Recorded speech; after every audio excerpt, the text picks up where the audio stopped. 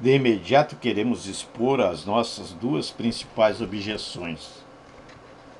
Um amor que não escolhe parece nos perder uma parte do seu valor ao cometer injustiça com o objeto.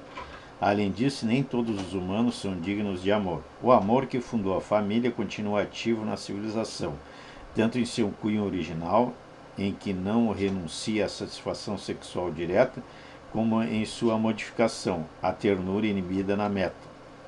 Nas duas formas dá prosseguimento à função de unir um número considerável de pessoas de maneira mais intensa do que a obtida pelo interesse do trabalho em comum.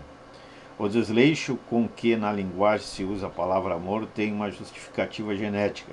Chama-se amor a relação entre homem e mulher, que fundam uma família tendo por base as suas necessidades genitais, mas também são amor os sentimentos positivos entre pais e filhos, entre os irmãos numa família, embora tenhamos que descrever tal relação como amor inibido em sua meta, como ternura. O amor inibido na meta foi, na origem, amor plenamente sensual e ainda o é no inconsciente humano. Ambos, amor plenamente sensual e amor inibido na meta, vão além da família e estabelecem novas uniões com pessoas antes desconhecidas. O amor genital conduz à formação de novas famílias, aquele inibido na meta a amizades, que culturalmente se tornam importantes, pois escapam a várias limitações do amor genital, a exclusividade, por exemplo. No curso da evolução, porém, o vínculo entre amor e civilização deixa de ser inequívoco. Por um lado, o amor se opõe aos interesses da cultura, por outro lado, a cultura ameaça o amor com sensíveis restrições. Essa divergência parece inevitável, sua razão não percebemos de imediato. Manifesta-se primeiramente como um conflito entre a família e a comunidade mais ampla e que pertence ao indivíduo. A que pertence o indivíduo. Já notamos que um dos principais empenhos da civilização consiste em juntar os homens em grandes unidades, mas a família não quer ceder ao indivíduo. Quanto maior for a coesão dos membros da família, mais frequentemente eles tenderão a se apartar dos outros e mais dificilmente ingressarão no círculo mais amplo da vida. O modo de vida em comum, que é filogeneticamente mais antigo, o único consistente na infância, defende-se da superação por aquele posteriormente adquirido, cultural. A separação da família torna-se para todo jovem uma tarefa, na solução da qual a sociedade com frequência o ajuda por meio de ritos de puberdade e iniciação. Vem-nos a impressão de que estas são dificuldades inerentes a todo o desenvolvimento psíquico e mesmo orgânico no fundo. Depois são as mulheres que contrariam a corrente da civilização e exercem a sua influência refreadora e retardadora, elas, que no início estabelecem um fundamento da civilização através das exigências de seu amor. As mulheres representam os interesses da família e da vida sexual. O trabalho da cultura tornou-se cada vez mais assunto dos homens. Coloca-lhes tarefas sempre mais difíceis, obriga-os a sublimações instintuais de que as mulheres não são muito capazes. Como um indivíduo não dispõe de quantidades ilimitadas de energia psíquica, tem que dar conta de suas tarefas mediante uma adequada distribuição da libido. Aquilo que gasta para fins culturais retira na maior parte das mulheres e da vida sexual.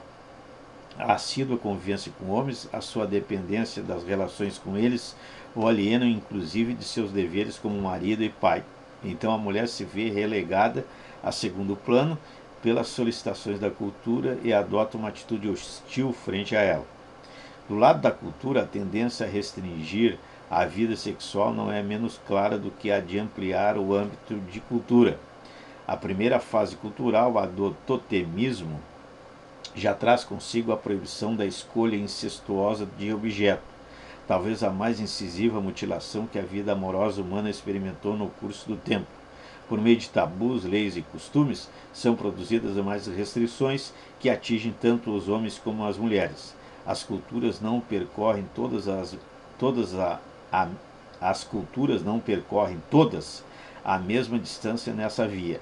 A estrutura econômica da sociedade também influi sobre a medida de liberdade sexual restante. Já sabemos que nisso a cultura segue a coação da necessidade econômica, pois tende a subtrair à sexualidade um elevado montante da energia psíquica que despende.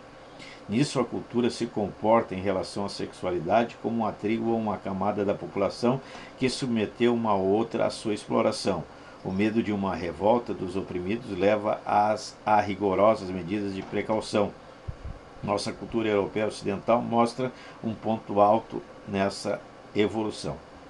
Psicologicamente, se justifica que ela comece por desaprovar as manifestações da vida sexual infantil, pois não há perspectiva de represar os desejos sexuais dos adultos sem um trabalho preparatório na infância. De modo algum se justifica, porém, que a sociedade civilizada tenha chegado ao ponto de também negar esses fenômenos facilmente comprováveis, evidentes até. A escolha de objeto do indivíduo sexualmente maduro é reduzida ao sexo oposto. A maioria das satisfações extragenitais é interditada como perversão.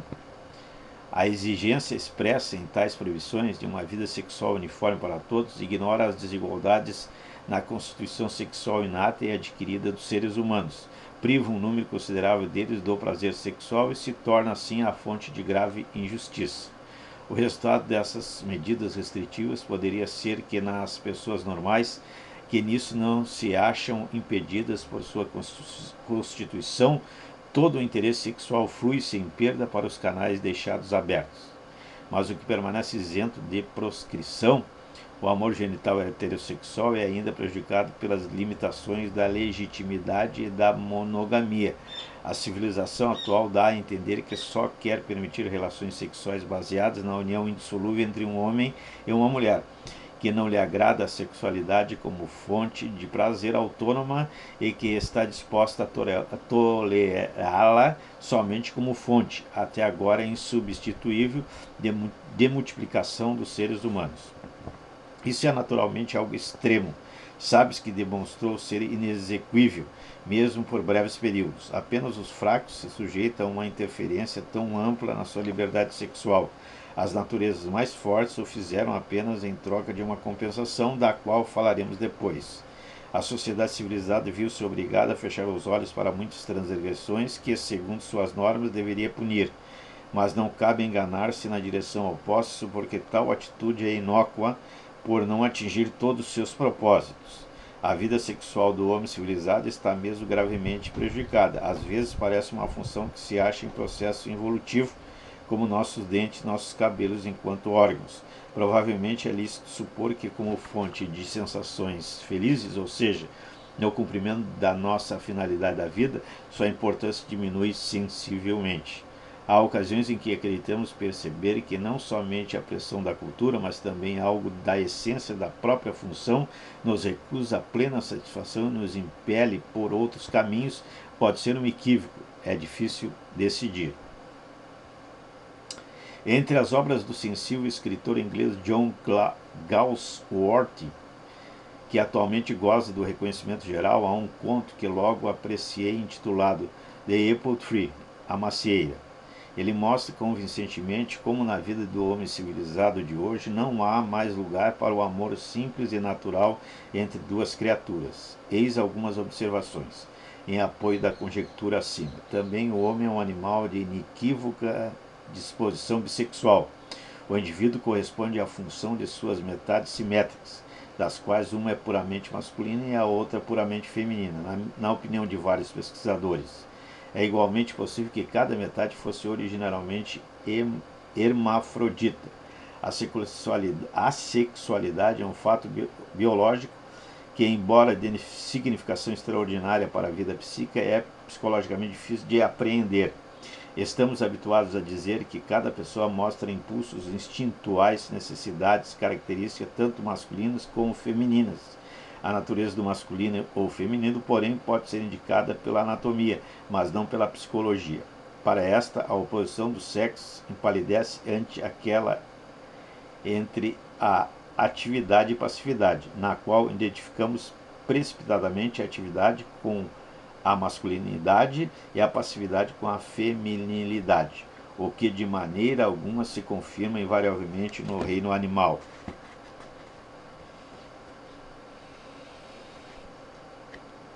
Mas muita coisa ainda não é clara na teoria da bissexualidade.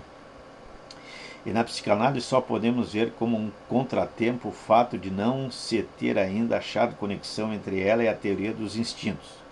Como quer que seja, se tomamos como verdadeiro que na vida sexual o indivíduo quer satisfazer tanto os desejos masculinos como os femininos, estamos preparados para a possibilidade de que essas exigências não sejam cumpridas pelo mesmo objeto em que interfiram umas com as outras. Quando não se consegue mantê-las separadas e conduzir cada impulso por uma trilha especial apropriada para ele. Outra dificuldade vem de frequentemente se junta à relação erótica, além dos seus próprios componentes sádicos, um quê de inclinação direta à agressão. O objeto amoroso nem sempre vai encarar essas complicações com o entendimento e a tolerância da camponesa que reclamou de seu marido de que seu marido não mais amava porque há uma semana não a espancava. A conjectura que nos leva mais fundo, porém, é a que retoma as observações feitas na nota 14, página 61, de que com a postura ereta do homem e a depreciação do sentido do olfato, não apenas o erotismo anal, mas também toda a sexualidade ameaçou tornar-se vítima da repressão orgânica, de modo que desde então a função sexual é acompanhada de uma repugnância inexplicável de outra forma, que impede uma satisfação plena e impele para longe da meta sexual rumo às sublimações e deslocamentos da libido. Sei que Bleuler, certa vez, em A Resistência Sexual, chamou a atenção para a existência de uma atitude assim, de rejeição primária da vida sexual.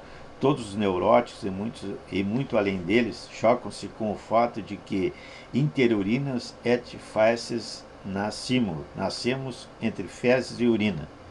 Também os genitais produzem fortes sensações olfativas que para muitas pessoas são intoleráveis e lhes estragam as relações sexuais. Assim, teríamos que mais profunda raiz de repressão sexual que acompanha a cultura é a defesa orgânica da nova forma de vida, adquirida com a postura ereta contra a anterior existência animal, o resultado da investigação científica e de maneira notável coincide com preconceitos banais frequentemente expressos.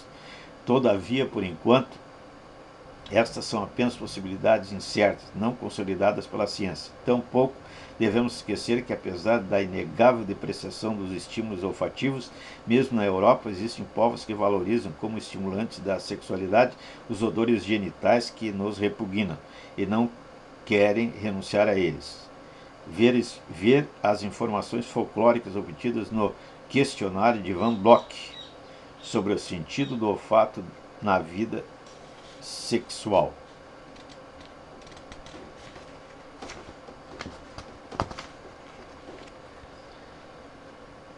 O trabalho psicanalítico nos ensinou que são justamente essas frustrações da vida sexual que os indivíduos chamam de neuróticos não suportam. Eles criam com seus sintomas gratificações substitutivas que, no entanto, causam sofrimento ou tornam-se fonte de sofrimento ao lhes criar dificuldades com o ambiente e a sociedade. Este segundo fato compreende-se facilmente. O primeiro nos traz um novo enigma, mas a civilização ainda requer outros sacrifícios além da satisfação sexual. Abordamos a dificuldade da evolução cultural como uma dificuldade geral do desenvolvimento ao fazê-la remontar à inércia da libido, a relutância desta em abandonar uma posição velha por uma nova. Dizemos aproximadamente o mesmo ao derivar a antítese entre civilização e sexualidade do fato de que o amor sexual é uma relação entre duas pessoas na qual uma terceira é talvez supérflua ou importuna, ao passo que a civilização reposa sobre vínculos entre muitas pessoas. No auge de uma relação amorosa não há interesse algum pelo resto do mundo. O par amoroso basta a si mesmo. Não precisa sequer de um filho para ser feliz. Em nenhum outro caso, Eros revela tão claramente o âmago do seu ser, o propósito de transformar vários em um, mas quando, como é proverbial, alcança isso no amor entre dois seres humanos, não admite ir além. Até que podemos muito bem imaginar uma comunidade cultural que consiste de tais indivíduos duplos, que, libidinalmente saciados consigo mesmos, acham-se ligados pelo trabalho e os interesses em comum. Nesse caso, a civilização não precisaria retirar energia à sexualidade. Esse desejável estado de coisa não existe e nunca existiu, porém, a realidade mostra que a civilização não se contenta com as uniões que até o momento lhe foram permitidas, que quer unir também libidinalmente os membros da comunidade, que se vale de todos os meios, favorece qualquer caminho para estabelecer fortes identificações entre eles e mobilizam em grau máximo libido inibida na meta, para fortalecer os vínculos comunitários através de relações de amizade. Para realizar esses propósitos, é inevitável a limitação da vida sexual, mas não percebemos qual necessidade impele a civilização por esse caminho e fundamenta sua oposição à sexualidade. Deve-se tratar de um fator de perturbação que ainda não descobrimos. A pista nos pode ser fornecida por uma das chamadas exigências ideais da sociedade civilizada. Ama teu próximo como a ti mesmo, diz ela. É conhecida universalmente, sem dúvida, mais velha que o cristianismo, que a ostenta como sua mais gloriosa reivindicação, mas de certo não é muito antiga. Em tempos já históricos era ainda estranha à humanidade. Vamos adotar uma atitude ingênua diante dela, como se a ouvíssemos pela primeira vez. Não podemos então suprimir um sentimento de estranheza e surpresa. Por que deveríamos fazer isso? Em que nos ajudará? Sobretudo, como levar isso a cabo? Como será possível? Meu amor é algo precioso para mim, algo que não posso despender irresponsavelmente. Ele me impõe deveres, os quais tenho que me dispor a cumprir com sacrifícios. Quando amo a outrem, esse deve merecê-lo de algum modo. Não considero a vantagem que ele possa me trazer, nem a possível importância dele como objeto sexual. Esses dois tipos de relacionamento não contam para o preceito do amor ao próximo.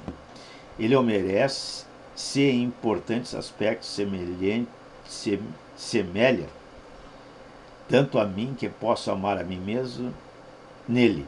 Ele o merece. Se é tão perfeito do que eu posso amar nele, o meu ideal de mim, eu tenho que amá-lo se ele é filho de meu amigo, pois a dor do amigo, se algo lhe acontece ao filho, seria também minha dor, eu teria de compartilhá-la. Mas se ele me é desconhecido e não me pode atrair por nenhum valor próprio, nenhuma significação que tenha adquirido em minha vida emocional, dificilmente o amarei. E estaria sendo injusto se eu fizesse, pois meu amor é estimado como um privilégio pelos meus. Seria injusto para com eles equipará-los a desconhecidos. Mas se devo amá-lo com esse amor universal, apenas porque também vive nesta terra, como um inseto, uma minhoca, uma serpente, então receio que uma parte mínima de amor lhe caberá, sem dúvida alguma menos do que, pelo julgamento da razão, estou autorizado a guardar para mim mesmo. A quem vem um preceito tão solenemente anunciado, se o seu cumprimento não pode ser racionalmente indicado? Olhando com mais vagar, encontro ainda outras dificuldades. Esse desconhecido não apenas não é digno de amor em geral, tenho de confessar honestamente que ele tem mais direito à minha hostilidade, até ao meu ódio. Ele não parece ter qualquer amor a mim, não me demonstrou a menor consideração quando lhe traz vantagem, não hesita em me prejudicar, não se perguntando mesmo se o grau de vantagem corresponde à magnitude do dano que me faz. Mas até ele não precisa sequer ter vantagem nisso, quando pode satisfazer um prazer qualquer com isso. Não se incomoda em zombar de mim, em me ofender, em me caluniar, exibir seu poder, e quanto mais seguro ele se sentir, mais desamparado estarei eu. Mais seguramente é de esperar essa sua conduta para comigo.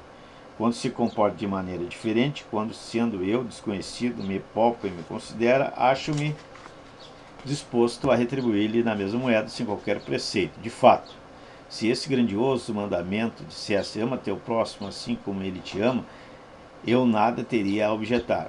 Há um outro mandamento que me parece ainda mais incompreensível e me desperta uma oposição ainda mais forte. Ele diz, ama teus inimigos. Mas pensando bem, não é justo rejeitá-lo como uma impertinência ainda maior? No fundo é a mesma coisa. Agora acredito ouvir de uma voz respeitável a demonstração seguinte: justamente porque o próximo não é digno de amor, mas antes teu inimigo, é que deves amá-lo como a ti mesmo. Então, pelo que entendo, é um caso semelhante do credo quia absurdum, creio porque é absurdo.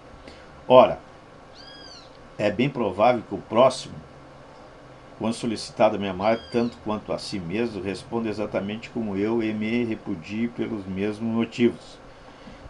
Espero que não com a mesma razão objetiva, mas isso ele também pensará. Há diferenças na conduta humana que a ética classifica de boas ou más, não considerando que foram produzidas por condições determinadas, enquanto essas inegáveis diferenças não forem suprimidas,